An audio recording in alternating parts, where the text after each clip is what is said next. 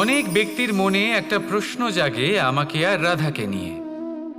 বলেন যে না আমি আর রাধা একসাথে থাকি, না আমাদের বিয়ে হয়েছে। আমি এখানে দ্বারকাতে, ও ওখানে বর্ষণাতে, তাও এত ভালোবাসা কি করে? এ কেমন সম্পর্ক? আমি তাদের একটা সহজ কথা বলতে চাই। আপনি কখনো আয়নার দিকে দেখেছেন? নিজের দুই চোখের দিকে তাকিয়ে জিজ্ঞাসা করুন, এই দুই চোখ একসাথে কেন বন্ধ হয়, একসাথে কেন খোলে, একসাথে কেন ঘুমোয়, একসাথে কেন কাঁদে? আজীবন কোনো এক মানুষের সাথে সম্পর্ক রাখা অবশ্যই সম্ভব, তাদের সাথে দেখা না করে। আমার আর রাধার ভালোবাসাও কিছুটা এরকমই, আর কিছুটা এরকমই হয় ভালোবাসা দুই নয়নের মতো, যারা কখনোই মিলিত হবে না, কিন্তু চিরকালের জন্য একসাথে জুড়ে থাকবে। এই অনুভূতি নিঃস্বার্থ হয়, আর এই নিঃস্বার্থ ভালোবাসা আপনাকে আনন্দের পথে অগ্রসর করে। জীবনে সবসময় নিঃস্বার্থভাবে ভালোবাসুন, শুধুমাত্র আনন্দই পাবেন। তাহলে আসুন আমার সাথে নিঃস্বার্থভাবে ভালোবেসে বলুন, রাধা রাধা।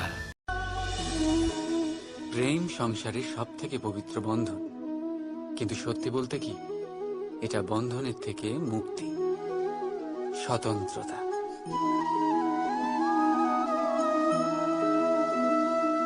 বুঝলেন না? বোঝাচ্ছি বোঝাচ্ছি। যদি কেউ আপনার প্রেম অস্বীকার করে, যদি কেউ আপনার প্রেম বুঝতেই না পারে, তাহলে কি হবে? কেউ উদাস হয়ে যাবে, কেউ কেউ ছলনা করে প্রেম পেতে চাইবে, আর কেউ বল প্রয়োগ করে প্রেমের ওপর অধিকার ফলাতে চাইবে।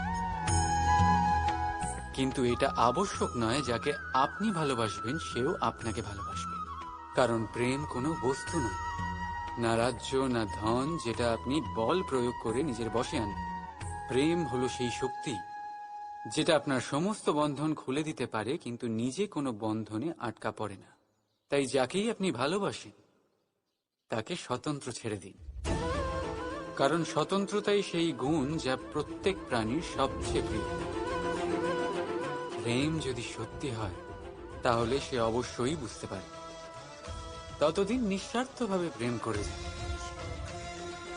একদিন দ্বার খুলে যায়, আর প্রেম প্রবেশ করবেই, আর মন সুপ্রসন্ন হয়ে বলবে, রাধা রাধা। কখনো কখনো আপনার মনে এই প্রশ্ন নিশ্চয়ই আসে যে এই প্রেম কি, কিভাবে বোঝা যায় এই প্রেম? উত্তর বড়ই সহজ। যতক্ষণ না আপনি প্রেম করবেন ততক্ষণ আপনি প্রেম বুঝতেই পারবেন না।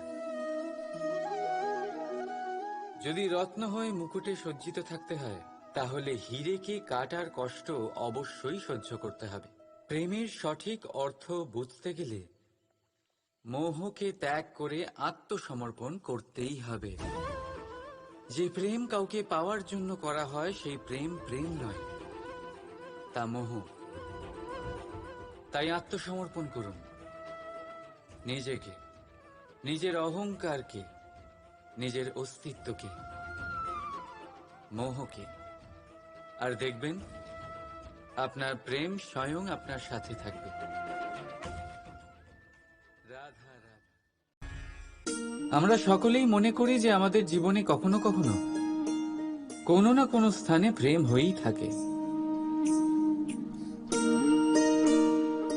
সেটা মাতা পিতার আর সন্তানের প্রেম হোক, জ্ঞানীর জ্ঞানের সাথে হোক, কোনো শিল্পীর নিজের শিল্পের সাথে হোক, ইত্যাদি ইত্যাদি। কিন্তু বাস্তবে এটা কি সত্যি প্রেম? মোহও তো হতে পারে। এবার আপনারা জিজ্ঞেস করবেন, প্রেম আর মোহর মধ্যে পার্থক্য কি? পার্থক্য হলো বন্ধনের। যা আপনাকে বাঁধে তা হলো মোহ, প্রেম নয়।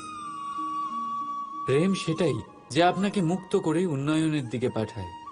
চলুন আপনাকে একটা উদাহরণ দিই। কিছু মাতা পিতা নিজের সন্তানকে কোনো অন্য নগরীতে পড়তে পাঠাতে পারেন না। নিজের সন্তানকে তার বন্ধুদের সাথে খেলতে দিতে পারেন না। চিন্তা করেন যে তাদের সন্তানের যাতে কষ্ট না হয়, আর তাই জন্য তাদের বেঁধে রাখেন। এটা প্রেম নয়, এটা মোহ। কারণ যদি এটা প্রেম হতো তাহলে ওনারা চাইতেন যে সন্তান মাতা পিতার আশ্রয় থেকে বেরিয়ে এই সংসারকে দেখুক, তাকে বুঝুক, আর তার থেকে জ্ঞান অর্জন করুক, নিজের অভিজ্ঞতার থেকে শিক্ষা নিয়ে নিজের একটা ব্যক্তিত্ব বানাক। মনে রাখবেন, মোহ থেকে ভয় জন্ম নেয়, আর প্রেম থেকে শুধুই আনন্দ। সেই কারণে বাঁধবেন না, মুক্ত করুন, কারণ এটাই প্রেম। রাধা রাধা।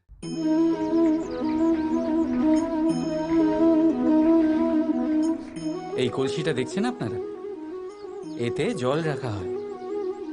জল যাতে শুদ্ধ থাকে, শীতল থাকে, জল যা তৃষ্ণা মেটায়। কিন্তু ভাবুন, যদি এই কলসির মাটি ঠিক না হয়, যদি একে ঠিক মতন মাখা না হয়, আকার দিয়ে একে ঠিক করে আগুনে যদি পোড়ানো না হয়, তাহলে কি হবে?